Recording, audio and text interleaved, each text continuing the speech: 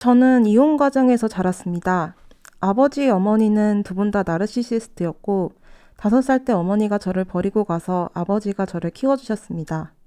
그런데 중학교에 입학하자마자 왕따를 당했습니다. 고등학교 땐 제 중학교 때 왕따였대, 이상한 애래 라는 소리를 들으며 배척당했습니다. 그리고 초등학교 때 지나가는 할아버지한테 성추행 당한 경험이 있었기 때문에 제 몸이 소중하다는 생각을 할 수 없었습니다. 다시 말해 제 몸을 지키는 법을, 그리고 세상 돌아가는 이치를 알려주는 어른이 없었습니다. 뭐든 정말 처음이 중요한 것 같습니다. 고등학교 2학년 때 어플로 만난 32살 남자와 첫 관계를 맺게 되었습니다. 그 사람은 뺨을 때리고 학문 성행위를 요구했습니다. 3개월 후 그는 여자친구가 생겼다며 저를 떠났습니다. 처음으로 자살이라는 생각을 하게 되었죠. 그 다음 남자는 유부남이었습니다. 그 남자는 놀랍게도 학원 교사였습니다. 유부남인 걸 속이고 저랑 만났습니다. 제가 사는 아파트 주차장에서 관계를 맺기도 했습니다. 그러다 어느 날 연락이 끊어져서 제가 계속 전화를 걸자 와이프한테 문자가 왔습니다. 더 이상 만나지 말아달라고요. 위클래스에서 그 이야기를 선생님에게 털어놓았지만 그런 관계는 위험하다는 말 대신 어릴 땐 임신이 잘 되니 조심하라는 말에 그쳤습니다. 그 이후에도 뭐에 홀린 듯 고등학교 내내 계속 어플로 남자를 만났습니다. 아버지와 심하게 싸운 후 20살 때 가출했습니다. 어플에서 만난 23살 많은 남자와 3년간 살게 되었습니다. 모아놓은 돈도 없고 추하게 늙은 남자였습니다. 처음 관계를 시도할 때 제가 거부하자 사키포 다케라고 했습니다. 끝부분만 넣어보자는 소리입니다. 한 침대에서 등 돌리고 자위하고 나서 소오지라고 했습니다. 청소라는 의미입니다. 그것이 제가 아침마다 맞이하는 일상이었습니다. 23살 때 그 집을 나와 클럽에 갔습니다. 클럽에서 만난 남자들도 상태가 영 안 좋았습니다. 일부러 임신하라고 질내사정을 했던 남자들을 만날 적도 있고, 아침에 일어나서 샌드위치를 사러 간다더니 아무리 기다려도 안 와서 3시간을 기다린 적도 있습니다. 자고 나서 바로 차단당한 적도 많았어요. 클럽에서 만나서 좋아하는 남자가 생겼는데 그는 저를 철저히 성적으로만 이용했습니다. 같은 시기에 알바하면서 만난 매니저를 좋아하게 되었는데 그분이 여자친구가 있음에도 불구하고 제가 먼저 야한 얘기를 꺼내며 유혹했습니다.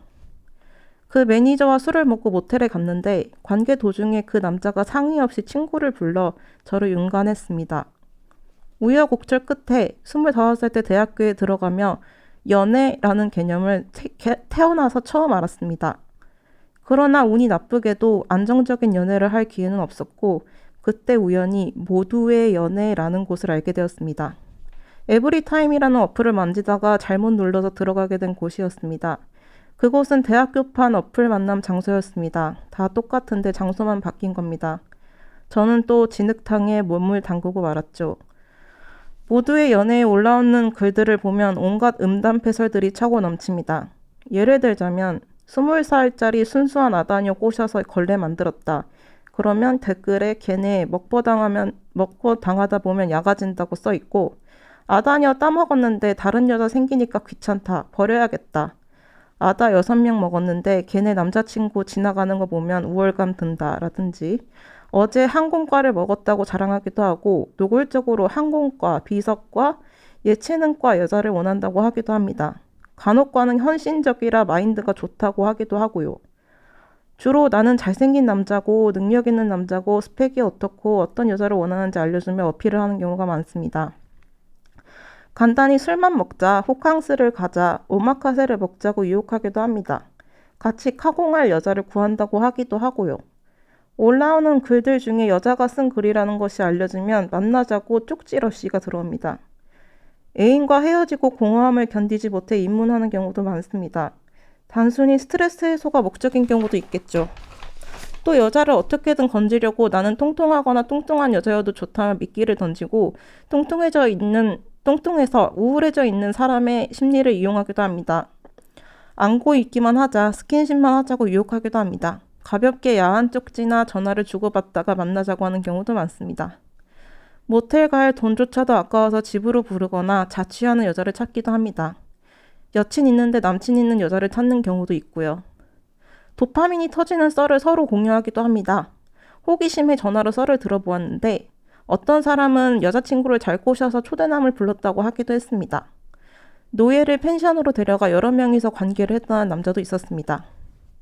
잘생기고 능력 있는 남자랑 파트너를 맺다가 연인 관계로 발전할 수 있지도 않을까 하는 희망을 가지고 의미 없는 관계에 매달리는 경우도 허다합니다. 그러다 여자가 고백이라도 하는 순간 남자는 부담스러움을 느끼고 파트너 관계를 종료합니다. 그리고 그 남자는 잘 먹고 있었는데 다 나한테 고백해서 셋 다 보내버렸네. 아쉽다. 꼭 글을 올리죠. 연애하는데 감정 소모하기 싫다. 여유가 없다. 현재 사귀고 있는 애인이랑 성적으로 만족이 안 된다. 한 명이랑만 자는 건 지겹다 등 파트너를 만드는 이유도 다양했습니다. 제가 모두의 연애를 하며 겪었던 일들을 말씀드리자면 같이 성인용품 가게를 둘러보고 있었는데 제가 마음에 안 들었는지 전화하러 간다며 도망가 버린 남자가 기억이 납니다. 신촌에서 커플들끼리 손잡고 걸어갈 때 처참한 기분으로 혼자 쓸쓸히 길을 걸었습니다. 약속 장소에 나갔더니 멀리서 봤는데 별로라며 채팅방을 나가버리기도 했습니다. 같이 대학교 축제를 구경하자며 밥을 먹다가 도중에 남자가 도망가 버려서 혼자 쓸쓸히 샤브샤브를 먹은 적도 있습니다. 차 안에서 관계를 거부하니 제 눈을 노려보며 너는 이런 데 아니면 남자 만날 수도 없잖아 라고 말했던 남자도 있었습니다. 베이비 오일을 바르고 손으로 해줬는데 다 끝나고 여자친구 때문에 죄책감이 생겼으니 집에서 나가달라고 하는 경우도 있었습니다. 얼굴에 사정하는 걸 좋아한다며 계단으로 끌고 가 얼굴에 사정하는 경우도 있었고 학문으로 하는 관계를 한 번도 해본 적이 없다고 저한테 해달라고 해서 해준 적도 있었습니다. 카페에서 얘기하다 갑자기 저를 비상계단으로 끌고 가서 강간하려고 했던 남자도 기억납니다. 술집에서 만나 지금까지 어떤 연애를 해왔는지 호구조사를 하더니 제가 어플 만남만 해왔다는 걸 알고 나서는 화장실로 끌고 가서 성기를 빨아달라고 하기도 했습니다. 자기를 도미넌트, 즉 주인님이라고 지칭하며 여자에게 변태 성향이 있다는 프레임을 씌우거나 스스로 변태 성향이 있다고 생각하는 여자들을 자기 마음대로 장난감처럼 착취하고 이용하는 남자도 모두의 연애에는 흔한데요. 심하면 그들에게 가축 이하의 대접을 받을 수도 있습니다. 별 볼 일도 없는 찌질한 남자들에게 주인님이라고 부르고 확인이라는 명목으로 매일매일 성기 사진을 찍어서 보내기도 하고 만나서 1시간 내내 성기를 빤 적도 있습니다. 저는 주인님이라는 존재에 어떻게든 안정감을 얻고 싶었던 것 같습니다. 제가 기억하는 건 이 정도입니다. 어느 날은 순수하게 성적 욕망을 채우고 싶었던 때도 있었고 어느 날은 공허감을 채우기 위해 내 몸을 함부로 던져버리는 날도 있었습니다. 어두컴컴한 방 안에서 혼자 계속해서 쪽지에 답장하고 있었죠. 소개팅 어플도 똑같았습니다. 난생 처음으로 저와 사귀자고 해서 눈물을 흘리며 기뻐했지만 그는 늘 밥, 술, 모텔이었습니다. 참다 못해 내가 창녀냐고 카톡을 하니까 아무 대답 없이 사라져버렸습니다. 모텔에 가기 전에 그 남자가 늘 지구 젤리를 사줬던 게 기억이 납니다.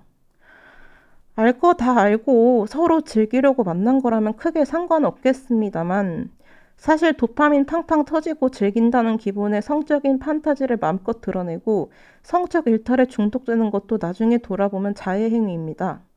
모르는 사람과 즐겁게 데이트하고 쉽게 관계를 맺고 또 다른 사람을 찾아다니는 행위에 중독되는 것도 마찬가지입니다. 끝은 허무합니다. 남녀 상관없이요. 게다가 스스로에게 떳떳하게 되지 못하게 됩니다. 세상에는 안정적이고 헌신적으로 예쁨 받고 사랑받을 수 있는 연애라는 게 있다는 것을 꼭 아셔야 합니다. 극단적으로 말해서 내 여자친구가 생리 터졌다 하면 이불 보쌈 해주고 간식 챙겨주고 약 사다 주고 하면서 뒤로는 떡볶이라고 모욕하며 당신을 변기 취급을 할 수 있습니다. 자기 아내한테는 꼼짝 못하고 잡혀 살며 온갖 배려 다 해주지만 뒤로는 당신에게 유부남임을 숨기고 변태적인 성관계를 요구할 수도 있습니다. 그 현실이 너무나 직시하게 괴롭겠지만 직시해야만 합니다. 몸 파는 여자들은 돈이라도 받지 어플 만나면 돈도 못 받습니다. 아버지가 그러시더군요. 너는 창녀보다 못한 년이다. 아픈 말이었지만 그 말을 듣고 곰곰이 생각해보니 정말 맞는 말이더라고요. 어플 만남을 그만두게 된 계기는 남자친구도 사귀어 본 적이 없고 친구도 지인도 없어 너무나 외로웠던 건 예전과 다를 게 없지만 나이를 먹고 밑바닥부터 사회생활 경험을 쌓으며 세상 사람들은 어떻게 사는지 자연스레 알게 되었고 내가 결국 원하는 건 가벼운 만남이 아닌 진중한 만남이었다는 것을 알게 되며 어플 만남은 그만두게 되었습니다. 하지만 비참했던 기억들만 남기고 제 20대는 막을 내렸고 중증 정신장애인이 되어 앞으로도 평생 치료를 받아야 합니다. 게다가 치료할 수 없는 성병에 걸렸습니다. 진짜 다른 건 몰라도 성병 때문이라도 어플 만나면 자중하는 것이 좋습니다. 유튜브 영상을 찍는다는 게 용기를 내는 게 너무 수치심이 들어 무섭고 두려웠습니다. 그렇지만 저와 비슷한 인생을 사는 사람이 더 이상 없기를 바랐습니다. 나는 무력한 소시민에 불과하지만 뭐라도 해야겠다 싶어 이 영상을 제작하게 되었습니다. 이 모든 게 법으로 심판할 수 없는 문제라면 허공에 화살이라도 쏴보자고 생각했습니다. 사실 저는 어떻게든 어플에서 제 마음을 이해해주고 알아주는 사람을 만나고 싶었습니다. 마치 6이 나오지 않는 주사 1을 계속 던져서 6이 나오길 바라는 미친 사람처럼요. 하루라도 빨리 당장 위로를 받고 싶었어요. 너무나 어리고 무지했죠. 공중 화장실에 있는 변기를 굳이 떼서 집으로 가져가거나 아껴주고 싶은 마음을 가진 사람은 없지 않습니까? 엄마가 절 버리고 갔으니 또다시 버려질까 두려워 열심히 최선을 다해 헌신적으로 그들의 요구를 들어주었지만 변기에게 애정을 주는 남자는 없었습니다. 그렇게 또 버림당하고 말았죠. 가정학대 등으로 인해 현실 감각이 없거나 혹은 너무 어려서 세상을 잘 모르거나 마음이 아픈 사람들은 어플 만남을 절대 하지 마세요. 나도 모르는 새에 중독될 수가 있습니다. 위험합니다. 지켜줄 사람이 없다는 걸 그들은 압니다. 그걸 의식적으로든 무의식적으로든 이용합니다. 주위 눈치를 봐야 할 필요가 없어서 여자를 함부로 대하는 것이죠. 사실상 마음이 아픈 사람에게 2차, 3차 가해나 다름이 없습니다. 너의 마음을 다 이해한다는 둥, 내 앞에서는 다 망가져도 된다는 둥 온갖 개소리를 늘어놓으며 위로를 해주려는 척 가장하고 당신을 이용하려고 할 수도 있습니다. 목이 마르다고 소금물을 마시지 마세요. 춥다고 성냥불을 켜지 마세요. 더 힘들어질 뿐입니다. 성병도 문제지만 정신병 옵니다, 진짜. 최악의 경우 인터넷에 성관계한 동영상이 남아 한국 야동이라는 이름으로 소비가 될 수도 있습니다. 관계한 영상을 컬렉션처럼 기록해두려는 남자들도 있기 때문입니다. 절대 어플남에게 사랑을 구걸하지 마십시오. 공허함을 채우려고 하지 마십시오. 거의 모든 어플남은 그저 빠르고 간단하게 자신의 욕구를 해소할 생각밖에 없습니다. 급할 땐 원나잇. 연애하기 싫은데 관계만 맺고 싶다면 파트너가 됩니다. 세상이 날 억까한다고 느껴질 때 죽도록 외로워도 아무도 만나지 않는 것이 좋습니다. 세상이 좋아졌습니다. 심리치료를 받을 여건이 안 된다면 차라리 챗GPT한테 털어놓으세요. 웬만한 상담사보다 낫습니다. 성적인 충동이 자꾸만 들고 조절이 안 된다고 느껴도 다스릴 줄 알아야 합니다. 그렇지 않으면 몸도 마음도 다칠 수 있습니다. 다시 한번 강조하겠습니다. 인터넷이나 어플로 만난 사람을 조심하세요. 당신의 몸을 소중히 여기세요.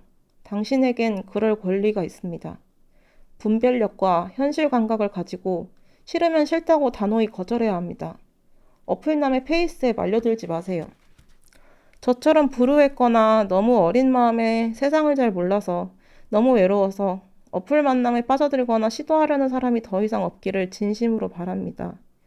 그리고 한 명이라도 제 영상을 보고 어플 만남을 시도하지 않거나 그만둔다면 더없이 기쁠 것 같습니다.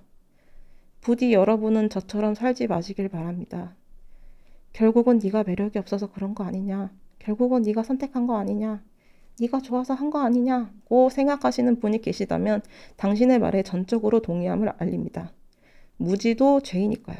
여러분은 꼭 분별력을 가지기 바랍니다. 그리고 혹시 저와 같이 비참한 인생을 살았던 분들이 계시다면 이렇게 말해주고 싶습니다. 힘내라는 무책임한 말을 안 하겠습니다. 지금까지 너무 힘드셨을 텐데 살아주셔서 감사합니다. 그리고 그냥 살아만 주십시오.